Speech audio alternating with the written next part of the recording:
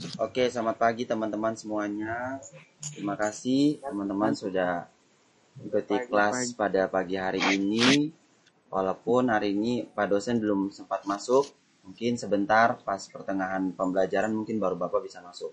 Nah, pada kesempatan kali ini ada dua kelompok yang akan mempresentasikan hasil presentasi mereka, baik itu kelompok Zaini kelompok berapa ya?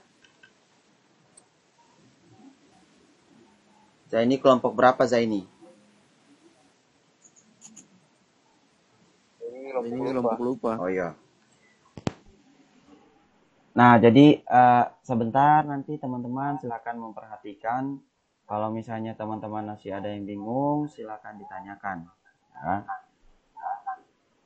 Oke, saya persilakan untuk Zaini untuk mempresentasikan. Jaringan, sorry.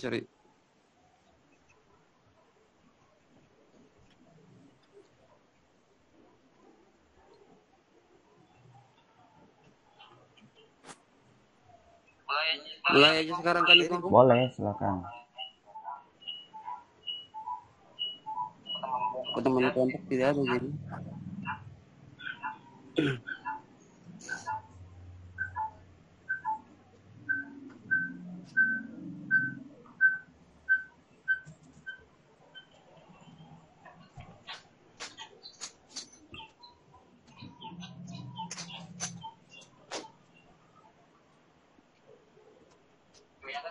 Kelihatan nggak tidak? Sudah. Sudah siap.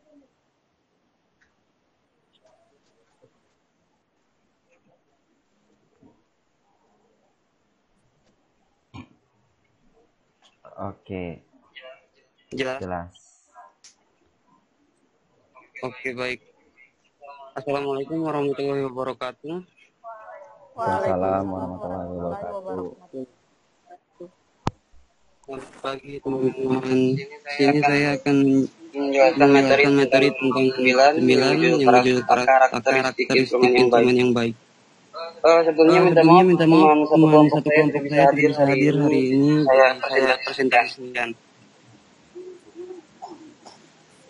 Pertama latar belakang. Analisis kualitas instrumen atau istilah lainnya kualitas alat evaluasi merupakan hal penting dalam melakukan evaluasi. Karena kita merasa bahwa instrumen atau alat ukur yang dibuat ada banyak kelemahannya dari beberapa sisi. Kelemahan itu bisa terjadi karena alat untuk mengevaluasi tidak tepat untuk mengevaluasi berbobot bujang sedang dan sukar bagi siswa. Soalnya yang terlalu sukar untuk menilai peserta didik menyebabkan harapan dalam pembelajaran tidak tercapai. Demikian pula halnya dengan instrumen yang terlalu mudah untuk dijawab, menyebabkan kesukaran dalam mengkategorisasikan mana siswa yang pintar dan yang kurang pintar. Pengertian instrumen. Instrumen adalah suatu alat yang memenuhi persyaratan akademis sehingga dapat dipergunakan oleh alat untuk mengukur suatu objek, ukur atau menetapkan data mengenai suatu variabel. Dalam bidang pendidikan instrumen digunakan untuk mengukur prestasi belajar siswa. Faktor-faktor yang punya hubungan atau berpengaruh terhadap hasil belajar.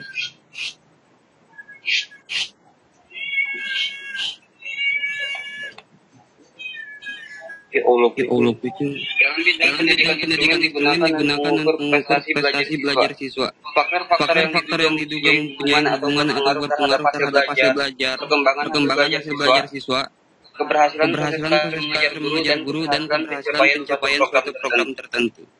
Syarat-syarat instrumen yang valid. Suatu instrumen dikatakan valid mempunyai validitas yang tinggi apabila itu betul-betul mampu mengukur dan menilai apa yang ingin dinilai. Oleh karena itu, validitas suatu instrumen merujuk kepada ketepatan suatu instrumen menilai apa yang ingin dinilai. Ketepatan dan kebermaknaan itu disimpulkan berdasarkan bukti skor instrumen tiap individu, ujian atau subjek yang dinilai. Reliable. Suatu instrumen yang baik harus valid dan reliable. Namun perlu dicermati dengan baik pernyataan berikut. Suatu yang valid atau sahih adalah reliable. Tetapi suatu instrumen yang viable belum tentu valid. Reliable suatu instrumen yang menunjuk kepada ketetapan, konsistensi atau stabilitas instrumen atau suatu pengukuran yang dilakukan. Kemudian C, objektif suatu instrumen atau alat ukur menunjukkan kepada kesamaan skor atau diagnosis yang diperoleh dari data yang sama apabila dilakukan oleh penskor atau penilai dengan tes yang sama. Dengan kata lain, penskor menilai atau men-skor apa adanya tanpa dipengaruhi oleh subjektivitas penskor atau faktor-faktor lainnya di luar data yang tersedia. D. Praktis dan mudah dilaksanakan. Suatu alat ukur atau instrumen yang dikatakan praktis apabila biaya alat ukur itu murah. Apabila mudah dan dapat diartikan dalam konteks pengadministrasian, penskoran dan penginterpretasian. Alat yang disusun mudah diadministrasikan, mudah diskor dan mudah diinterpretasikan.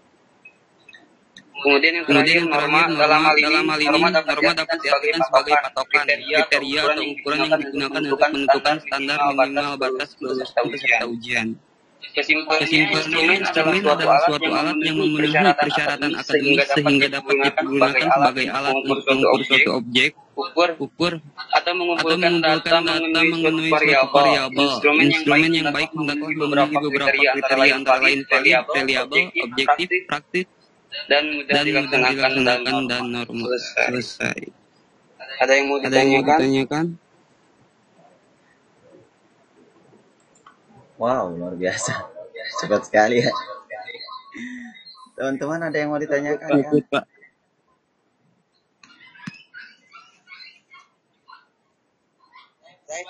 Balik ke pujukin dulu. Ke slide-nya tadi. Kasih landscape.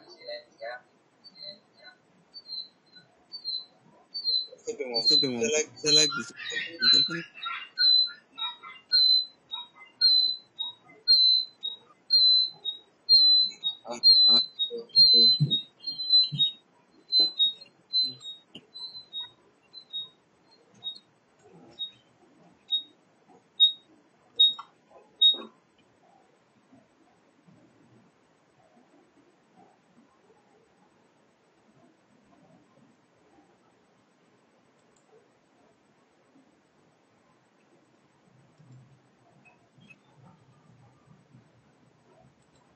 Aku balik ke pengertian dari instrumen itu.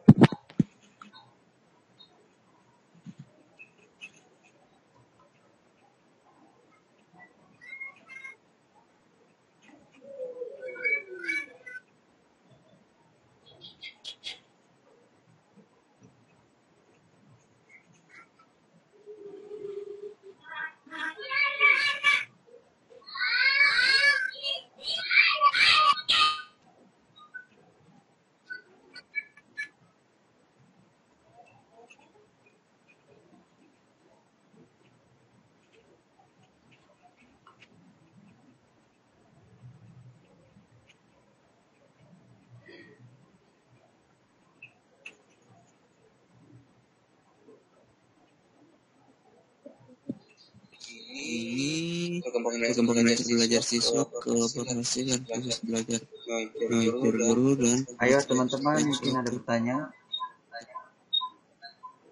silakan.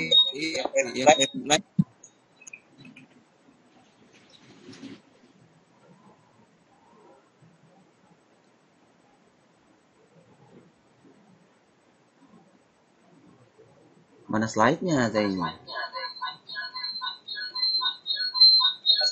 Lah.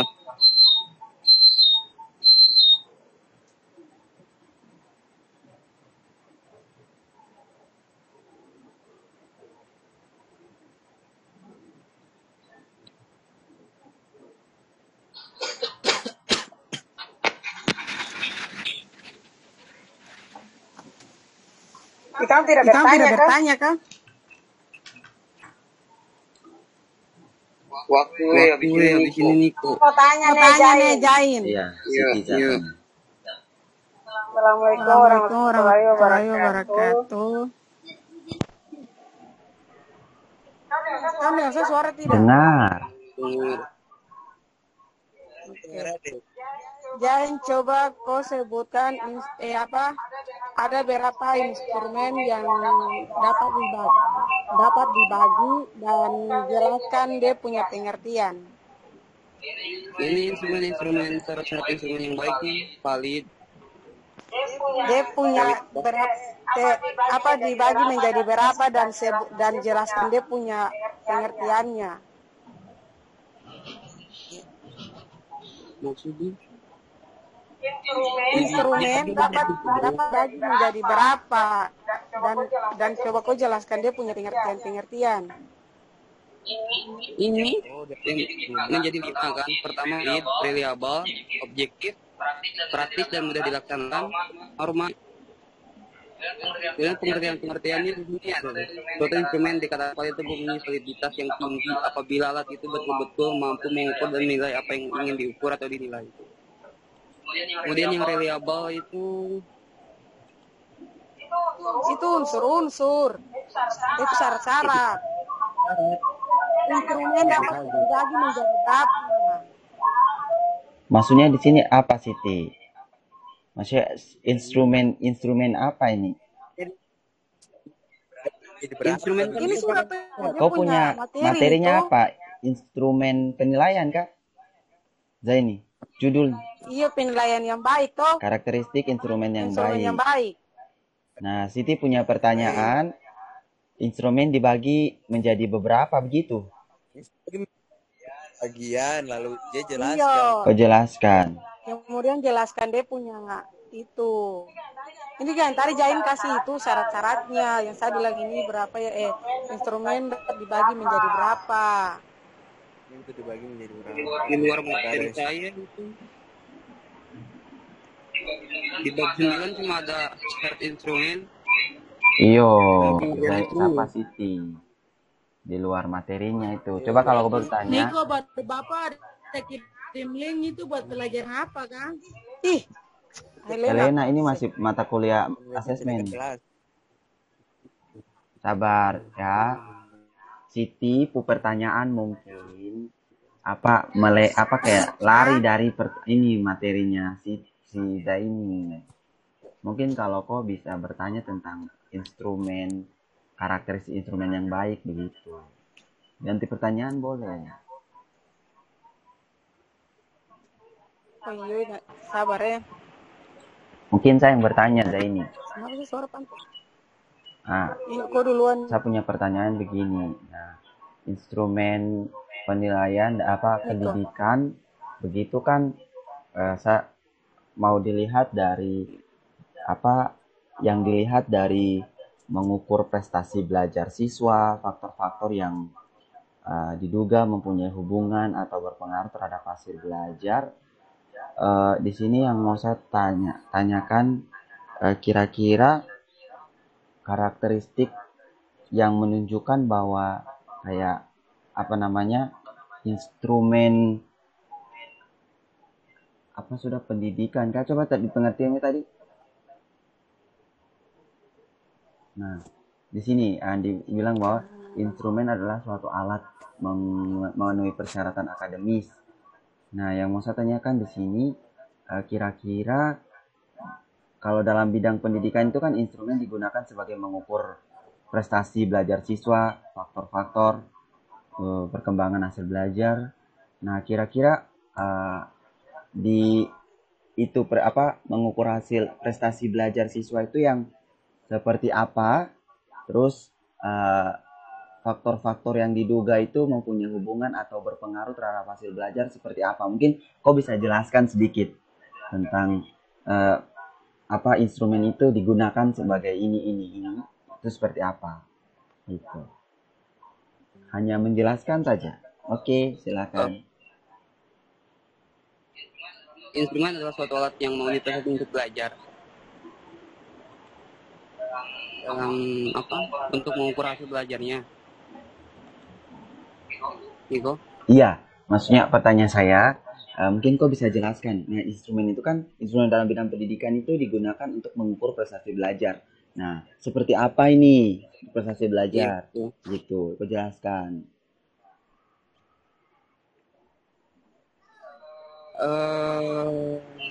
mungkin dalam yang 4 itu kali, yang penilaian, kemudian apa tuh, itu termasuk instrumen nggak sih? Sepertinya iya. Nggak dapat. Minta maaf, nggak dapat pertanyaannya, coba ulang. Pertanyaannya gini, kan masih pada pengertian instrumen, coba kembali pengertian instrumen. Nah, di situ kan instrumen digunakan dalam bidang pendidikan itu digunakan untuk mengukur prestasi belajar siswa. Oh, nah, coba kok jelaskan kira-kira seperti apa nih untuk mengukur prestasi belajar siswa, misalnya dilihat dari sisi apa, siswa seperti apa, berapa begitu. Nah, aku jelaskan gitu. Satu itu saja, biar kita bisa tahu. Masih pagi pusat gitu.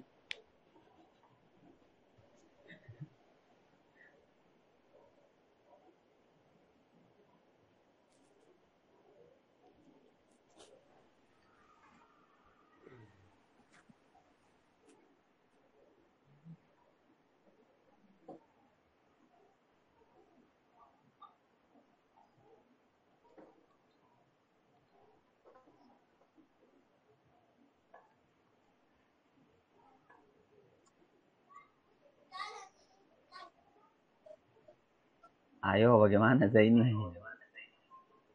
Jawab saja.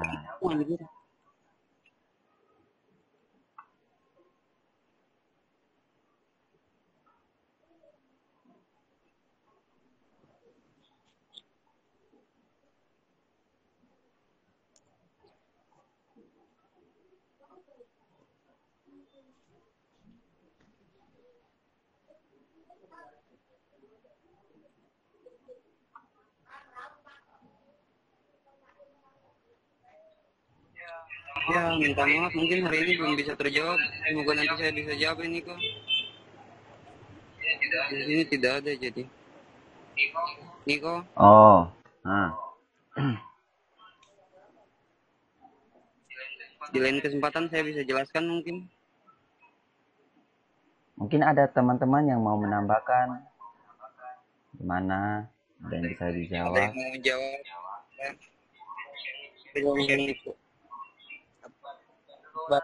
Ulang pertanyaan.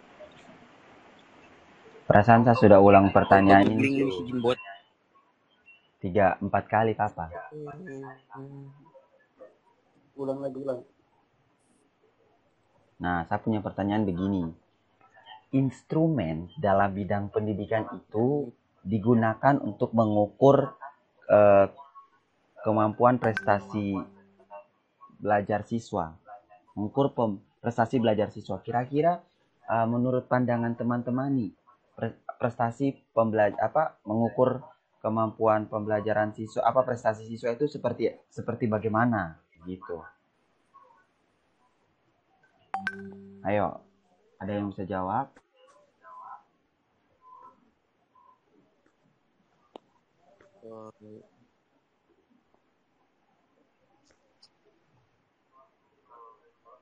Kalau ya mungkin saya tangkap, tapi mungkin setelah sini.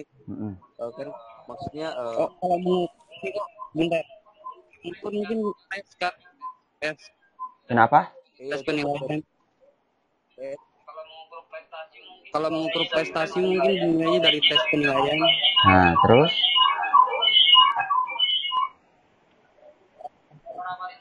Kabar ini siapa punya itu?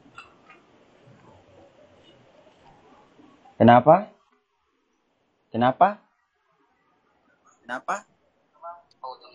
Oh, udah enggak. Dapat diukur melalui tes seperti tes akhir gitu. Tes penilaian. Bukan perbuatan. Termasuk nggak sih? Ya menurut kau gimana?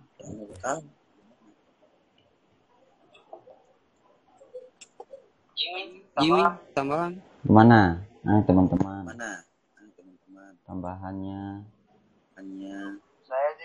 Saya sih kayaknya itu apa berikan baik berbentuk tes maupun non tes supaya kita bisa tahu sejauh mana bisa kita mengukur itu kemampuan dari seorang siswa. Kayak begitu deh menurut saya sih itu. Mungkin ada tambahan lagi. Siti, Lingga, Elin. J, mungkin saya bertanya sedikit J. Iya. Kan tadi instrumen itu pengertiannya dia sebagai alat ukur kan? Alat ukur dari. Nah, terus pertanyaan saya apa ya? Bagaimana kita bisa mengetahui kalau alat ukur itu baik? Bukan sih kayak sabar saya dulu. Alat ukur oh. Kan di situ kan ada alat kan dari pengertian dia adalah alat ukur. Terus pertanyaan saya gini, alat ukur tersebut ada juga yang baik, ada pula yang kurang baik. Terus pertanyaan saya alat ukur yang baik itu pengertian seperti apa sih? Harusnya saya juga ada baca sih di referensinya Dewi Padi. Terus dia kayak putih jadi tanda tanya begitu kan. Instrumen yang baik. Iya, instrumen yang baik. Yang baik mungkin bisa dikatakan praktis, mudah dan murah. Mudah dapat diartikan dalam konteks pengadministrasian, pengeluaran dan penginterpretasian. Apa sih? Penginterpretasian. Mungkin yang lebih efektifnya itu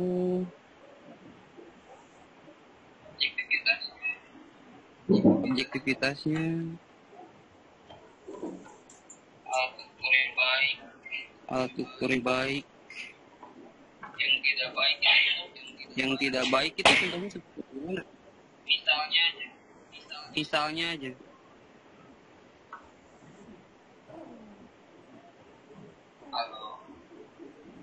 Halo. Ya.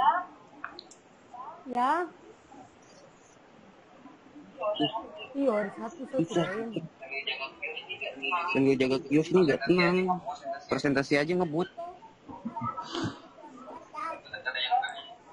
Takut ada yang beli. Iya, ngebut presentasi juga. Teman-teman, ada yang masih mau bertanya terkait dengan presentasinya sisa ini terkait tentang instrumen yang baik? Ya, teman-teman tanya lah biar presentasinya. Awal kebuan salah. Gimana?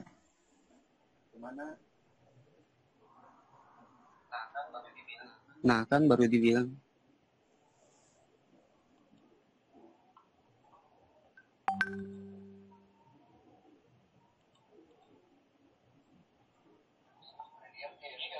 Kau semua pada diam. Lingga, aku bertanya sana, Lingga. Kau jangan tidur-tidur tiap hari. Baru yang ini pertanyaan itu sudah ada jawaban yang tadi sudah atau masih dibutuh masukan? Apa? Ya, terserah kalau mau masukkan ya terserah yang penting. Oh iya, yang saya tahu sih. Oke. Apa jika sudah tidak ada berarti kita materi presentasi berikutnya. Oke, Niko saya bisa minta waktu sedikit kan? Ini jam 10:07 loh, kita mulai jam 10:30. Iya sudah mulai toh.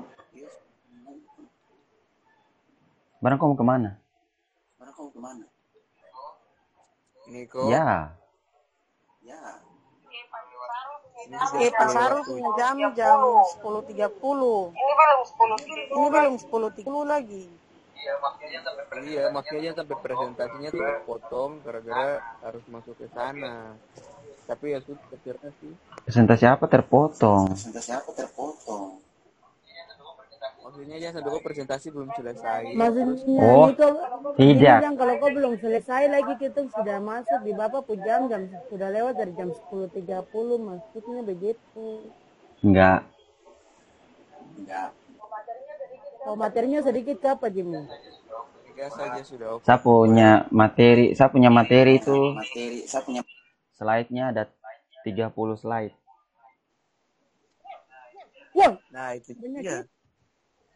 Sudah, tenang aja. Lodek, anak buahku, standby ya, kita mulai. Oke, kita juga standby Bu dengar. Oke guys, terima kasih. Hari ini kita telah mendengarkan sama-sama presentasi dari teman kita, Baca cepat-cepat. Zaini. Dan terima kasih juga atas kesempatan yang telah diberikan kepada saya dan juga teman saya, Lodek Marsoloka, untuk mempresentasikan hasil diskusi kami tentang saya akan tampilkan dulu slide-nya. Ini kau saya taruh lihat deh gambar. Sabar, saya belum tampilkan. Oh, Sahabat lah.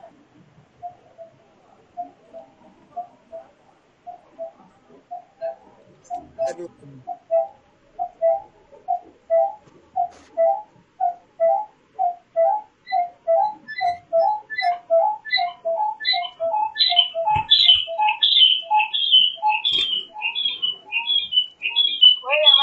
weh yang lain punya kasih mati dia punya moodnya tuh. Berisi.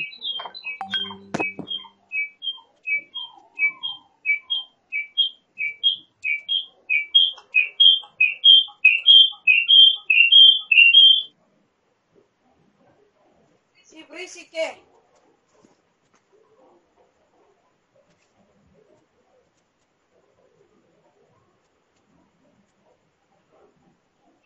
Oke, sudah bisa dilihat teman-teman? Udah. Ya. Baik. Pada kesempatan kali ini saya akan mempresentasikan hasil dari ringkasan materi dengan judul Laporan Hasil Belajar. Nah, laporan hasil belajar atau LHB disampaikan kepada peserta didik dan orang tua wali peserta didik setiap akhir semester. Nah, pada kali ini teman-teman pasti sudah tahu toh kalau LHB itu biasanya diberikan kepada orang tua dan juga peserta didik pada akhir-akhir semester yang biasa disebut dengan laporan apa? Raport. Yang bisa panggil penerimaan raport. Terima raport. Nah, gitu. Berikut pengisian LHB atau laporan hasil belajar dapat dilakukan secara manual atau komputerisasi. Baik LHB dapat berupa buku atau lembaran dengan catatan harus memenuhi seluruh komponen LHB yang mencakup 1. Identitas peserta didik, 2. Format nilai hasil belajar peserta didik, 3. Format ketercapaian kompetensi peserta didik, 4. Program pengembangan diri atau kegiatan ekstrakurikuler, ketidakhadiran, kepribadian dan catatan wali kelas. 5. Keterangan pindah sekolah. Dan yang 6. Catatan prestasi peserta didik.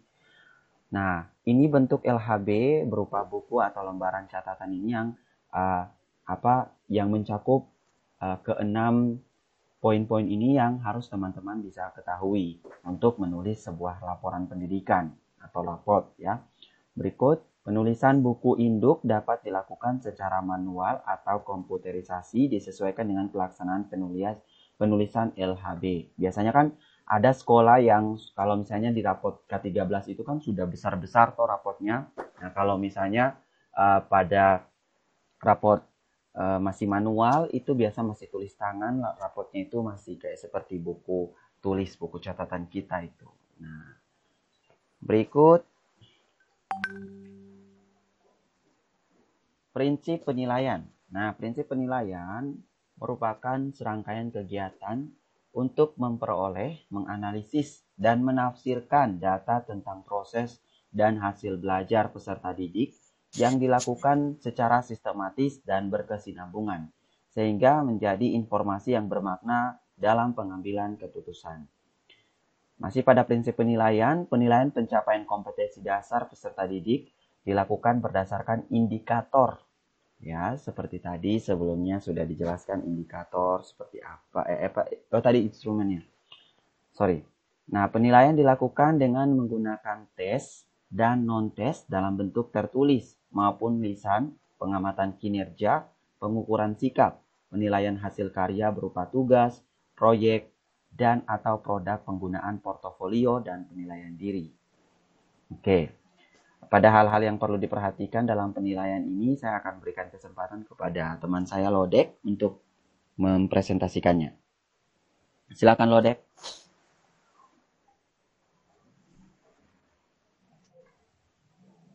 Satu volume satu tablespoon itu sama dengan penilaian untuk mengukur pencapaian kompetensi. Penilaian menggunakan acuan kriteria yaitu berdasarkan apa yang dilakukan peserta didik setelah mengikuti proses belajar dan bukan untuk menentukan posisi atau ranking seseorang terhadap kelompoknya. Yang ketiga yaitu sistem penilaian yang direncanakan adalah sistem penilaian yang berkelanjutan dalam arti semua indikator ditagih, kemudian hasilnya dianalisis untuk menentukan kompetensi dasar yang telah dimiliki dan belum serta mengetahui kesulitan peserta didik.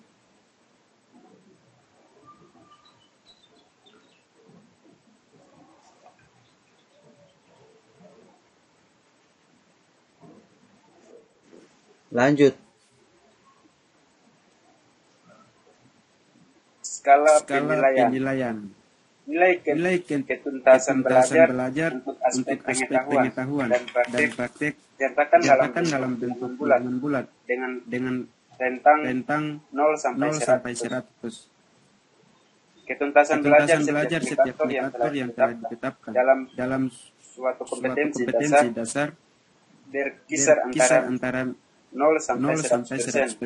Kriteria ideal ketuntasan untuk masing-masing indikator 75%.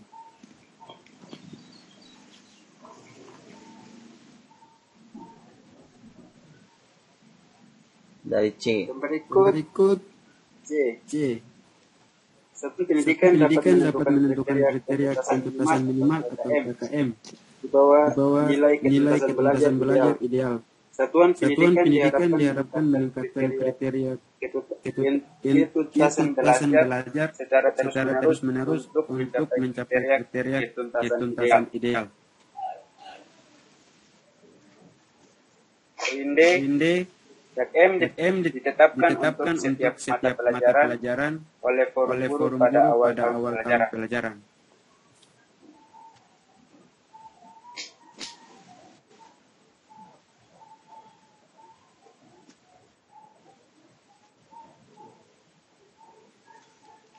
Berikut KKM tersebut dicantumkan dalam LHB dan harus diinformasikan kepada seluruh warga sekolah dan orang tua siswa.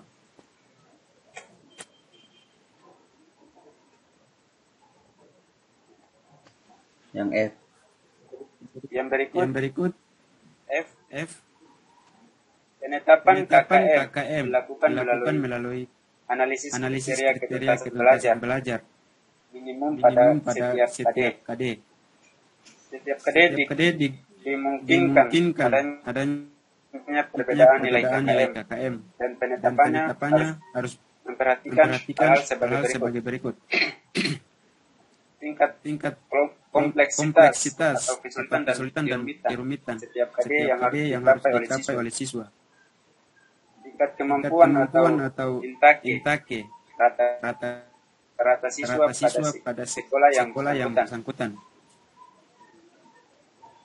Kemampuan sumber daya kemampuan sumber daya pendukung dalam penyelenggaraan pembelajaran pada pada masing-masing masing-masing sekolah.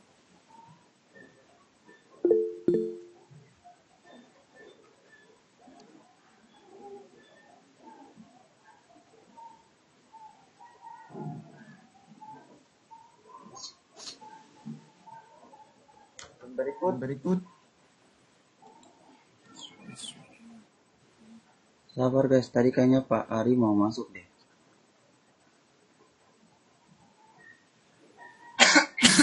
Bisa dilihat kah?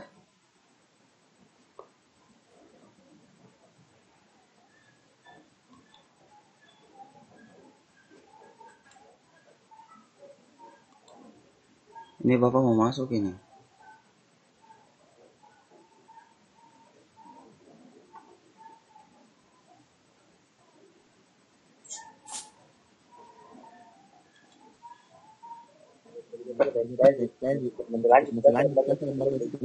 presentasi.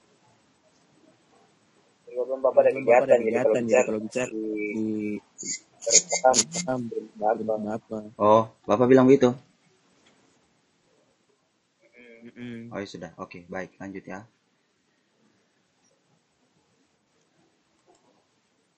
Itu bilang Rekam. Iya, ada rekam nih, sementara rekam.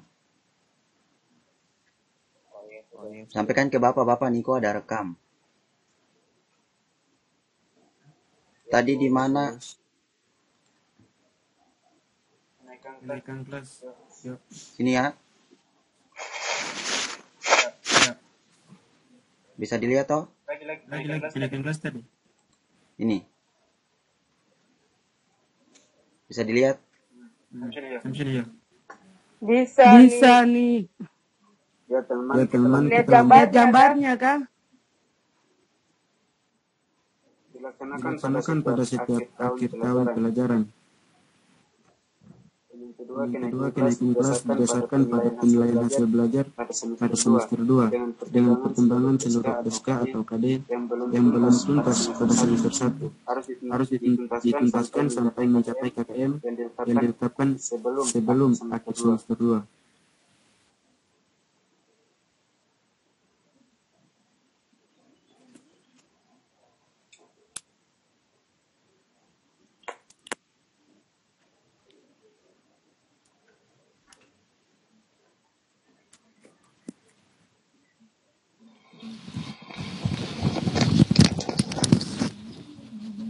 Lanjut.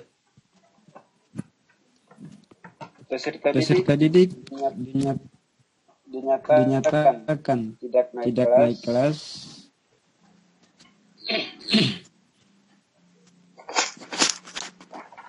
apabila yang bersangkutan tidak mencapai kenutasan lebih dari 3 mata pelajaran. Peserta didik nyatakan tidak naik kelas 12 apabila yang bersangkutan tidak mencapai kenutasan lebih dari 3 mata pelajaran yang bukan mata pelajaran ciri khas program studi.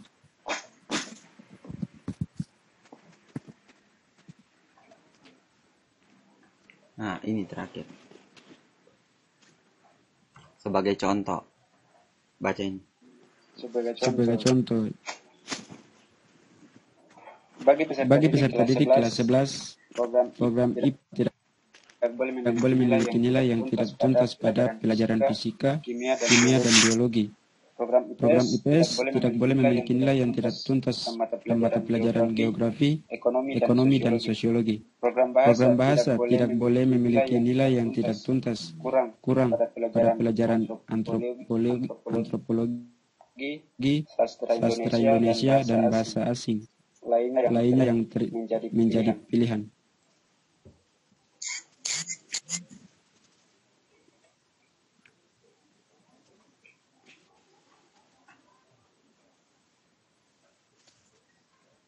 Satuan pendidikan dapat menambah kriteria kenaikan kelas sesuai dengan karakteristik dan kebutuhan setiap satuan pendidikan. Oke, ini saya.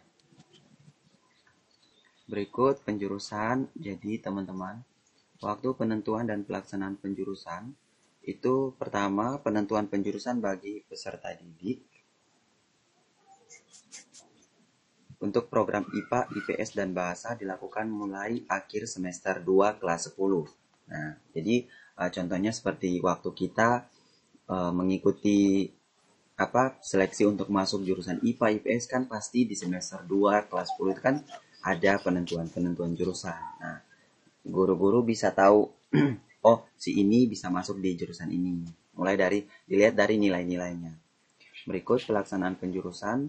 Program dimulai pada semester 1 kelas 11. Berikut kriteria penjurusan program meliputi nilai akademik peserta didik yang naik kelas 11 dan akan mengambil program tertentu yaitu ilmu pengetahuan alam atau ilmu pengetahuan IP sosial atau bahasa. Boleh memiliki nilai yang tidak tuntas, paling banyak 3 mata pelajaran pada mata pelajaran yang bukan menjadi ciri khas program tersebut. Nah, minat peserta didik. Untuk mengetahui minat peserta didik dapat dilakukan melalui angket atau kuesioner dan wawancara atau cara lain yang dapat digunakan untuk mendeteksi minat dan bakat. Nah, berikut bagi peserta didik yang memenuhi persyaratan untuk masuk ke semua program diberi kesempatan untuk pindah jurusan apabila ia tidak cocok pada program semula atau tidak sesuai dengan kemampuan dan kemajuan belajarnya. Sekolah harus memfasilitasi agar peserta didik dapat mencapai standar kompetensi dan kompetensi dasar yang harus memiliki di kelas baru. Berikut, satuan pendidikan dapat menambah kriteria penjurusan sesuai dengan kriteria dan kebutuhan setiap satuan pendidikan. Nah, pindah sekolah. Satu sekolah harus memfasilitasi adanya peserta didik yang pindah sekolah, baik itu antar sekolah pelaksana atau KTSP, antar sekolah pelaksana kurikulum 2004 dengan sekolah pelaksana KTSP. Itu yang wajib dilakukan. Berikut, untuk pelaksanaan pindah sekolah lintas provinsi atau kabupaten kota, dikoordinasikan dengan Dinas Pendidikan Provinsi dan Kabupaten Kota setempat. Berikut, sekolah dapat menentukan persyaratan pindah atau mutasi peserta didik sesuai dengan prinsip manajemen berbasis sekolah. Antara lain, mencakup hal-hal sebagai berikut. Pertama, menyesuaikan bentuk laporan hasil belajar atau LHB dari sekolah asal sesuai dengan bentuk raport yang digunakan di sekolah tujuan. Melakukan tes atau program matrikulasi dari siswa pindahan. Berikut, cara pengisian format hasil belajar. Nah, yang pertama, tabel laporan hasil belajar. Nilai laporan hasil belajar per semester merupakan nilai kumulatif dari hasil pencapaian standar kompetensi dan kompetensi dasar selama peserta didik mengikuti pembelajaran pada semester yang terkait, yang diperoleh melalui ujian, baik itu tulisan, tertulis, wawancara, kuis, praktis, tugas-tugas, dan lain-lain, termasuk hasil remedial.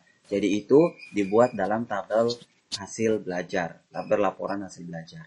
Berikut, kolom pengetahuan diisi dengan nilai kumulatif yang angka-angka itu dari hasil pencapaian SK dan KD untuk aspek pengetahuan setiap mata pelajaran dan muatan lokal per semester.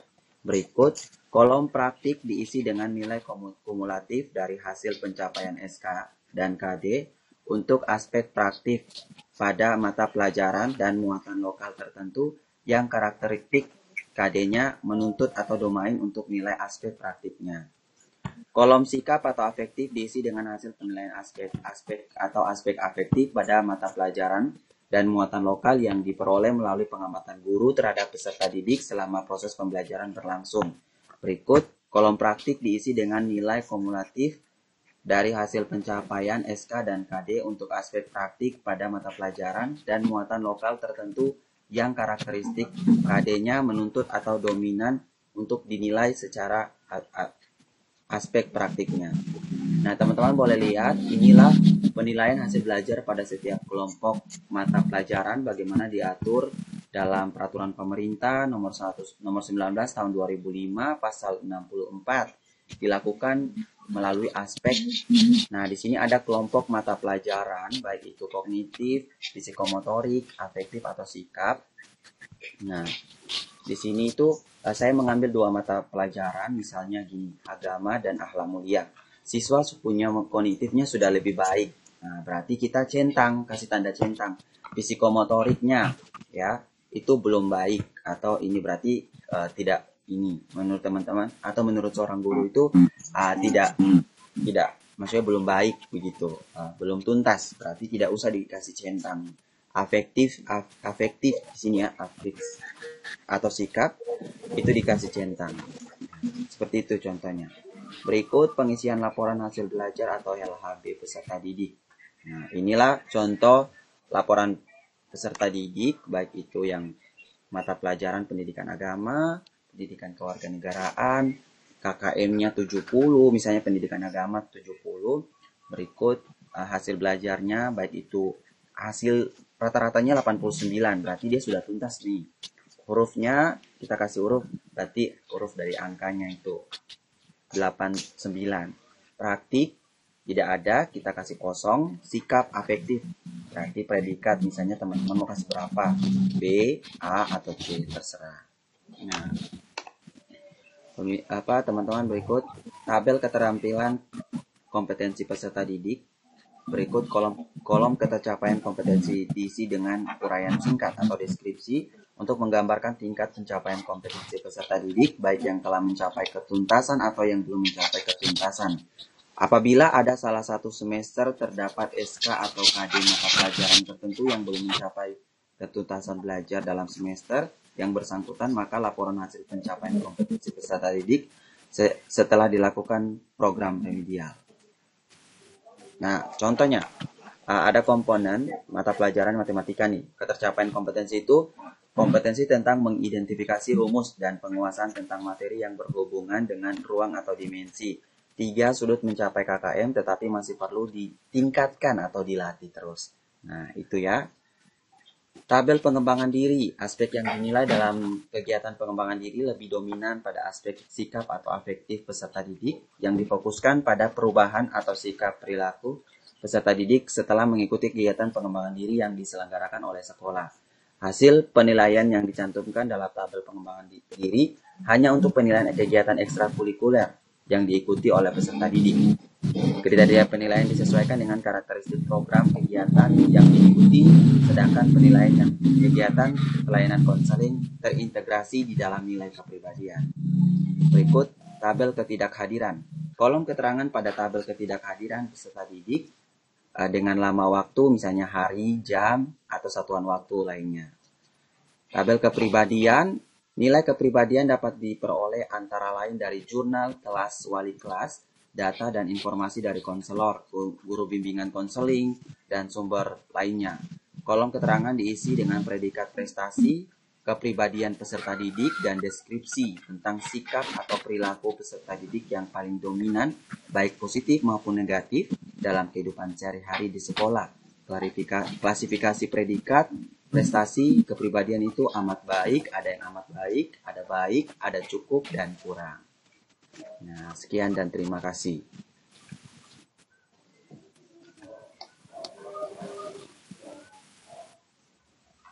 Oke, mungkin teman-teman ada yang mau ditanyakan? Kita sudah jam 10.30 itu. Iya, Aduh.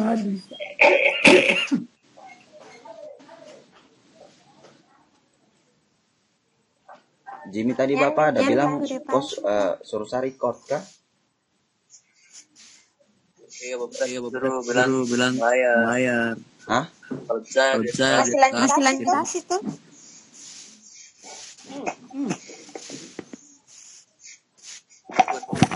Jimmy. Di pasar jauh nih. Iyo, masih lanjut presentasi di Pak Syarul toh. Kelompok yang lain tuh sudah. Iyo, kita sudah. Kelompok satu dengan kelompok berapa? Kelompok 4 sudah.